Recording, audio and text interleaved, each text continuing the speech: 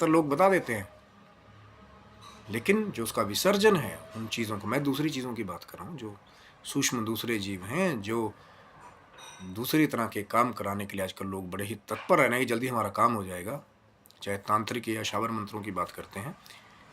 कहीं न कहीं आवाहन के बारे में लोग जानते हैं, लेकिन उसको भेजना नहीं जानते। तो कनेक्ट जब करें अपने मानसिक ध्यान को किसी भी चीज़ के साथ में, तो आपको ये पता होना चाहिए कि सात्विक देवी-देवताओं से खुद को कनेक्ट करना, आपको सात्विक ऊर्जा और सात्विक फल प्रदान करेगा। लेकिन जब आप तामसिक जो दूसरे कृत्य हैं, उनके साथ आप खुद को कनेक्ट करेंगे, तो कहीं न कहीं एक ऐसा दलदल है कि जब पूरा ज्ञान नहीं होगा, फिर लोग अपना नुकसान बैठे-बैठे कर लेते हैं।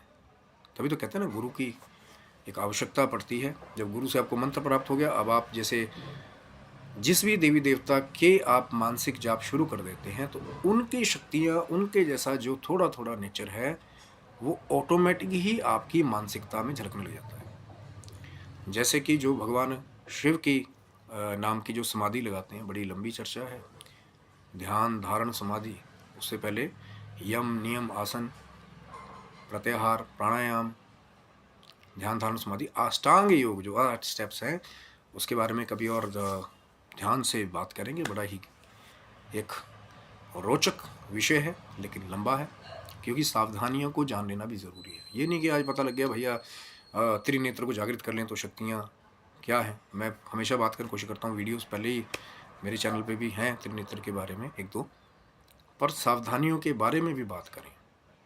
अब मानसिक जाप इसीलिए आपको बता रहा हूँ, सावधानी यही है कि खुद को जब आप सात्विक देवी-देवताओं से कनेक्ट करेंगे, अपने मानसिक चेतना को, जब वो सात्विक मंत्र आपके माइंड में चलेगा, तभी तो सात्विक चमत्कार होगा, सात्विक विचार आएँगे। और जैसे अब भगवान शिव के जो मंत्रों पर ध्यान लगाने वाले होते हैं, मानसिक जाप करने वाले होते हैं, तो आप देखेंगे कहीं न कहीं उनकी जो चीज़ें हैं, उनका जो बिहेवियर है, नेचर है, कहीं न कहीं भगवान शिव जी से कनेक्ट हो गए उनके, फिर वो अपना वेश भी वैसा ही बनाना शुरू कर देते हैं। क्योंकि दिमाग में ही जब शिव जी का मंत्र चल रहा है, तो जो शिव जी की पावर्स हैं, जो शिव जी का जैसा नेचर है, अब पहले पता लगता था कि आदमी सबके साथ बोलना, चालना पसंद करता था, लेकिन जैसे ही उसको मंत्र दीक्षा प्राप्त होगी, अब वो एकांत में रहना पसंद करता है। अब वो तपस्या करना पसंद करता है, क्योंकि भगवान शिव भी तपस्वी हैं। तो वो जो मंत्र है, जिसके अंदर उस देवता की शक्ति समाहित है, उस ध्वनि में जब मानसिक चेतना के द्वारा अंदर ही अंदर गहराई से आप मानसिक जाप करते हैं, उस मंत्र का मनन करते हैं बार-बार, बार-बार, बार-बार। अब सामने वाले को चाहे पता लगे चाहे ना लगे, यही तो खूबसूरती है मानसिक जाप